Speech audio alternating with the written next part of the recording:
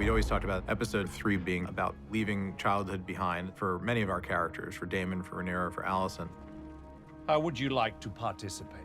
I'm not sure why I must. Because you are my daughter. And you have duties. As I am ceaselessly reminded.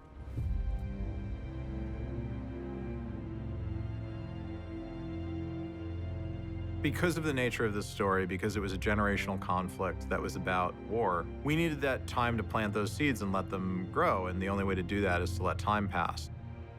We meet Viserys, he's got a son, Alicent is pregnant, the war in the Stepstones is not going well. We understand that 2 or 3 years worth of material has happened in those couple of opening scenes.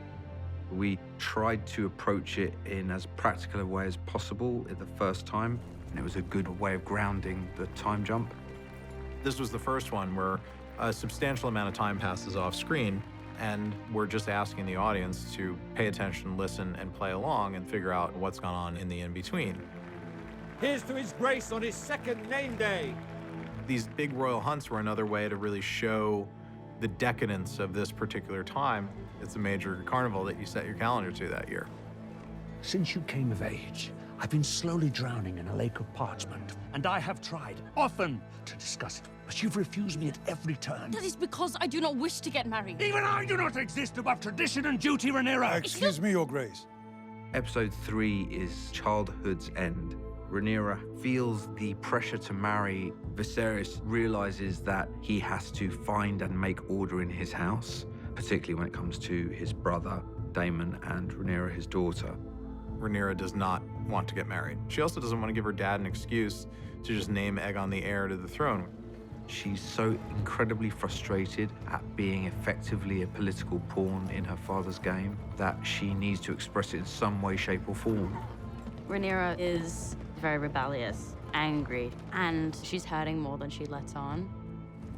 Rhaenyra has got to her wit's end and decides to take it in her own hands and run off. And obviously, Sir Criston, as her sworn protector, has to go wherever she goes. Criston Cole, who we set up a little bit in episode 2, but now we understand that in 3 years of being her sworn protector, Cole and she have developed a close relationship.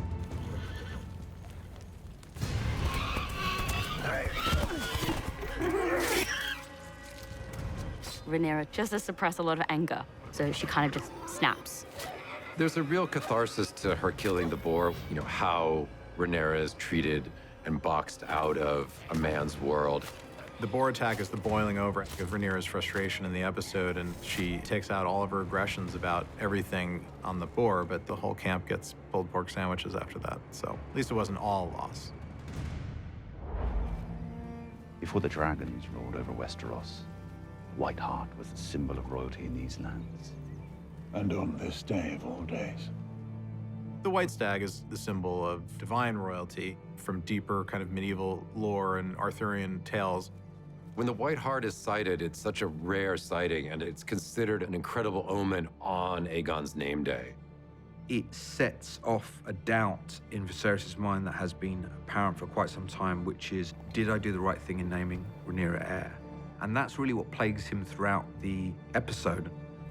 We know that Viserys is kind of prone to mythology and signs and dreams and symbolism, and to have that symbol put in front of him on this day where he's really secretly wondering whether he's made a wrong decision and then be forced to reckon with it on a dramatic level was a really interesting thing for us.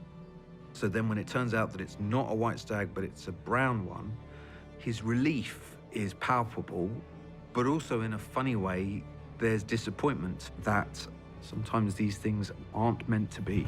Yeah! We are faltering, and the Triarchy knows it.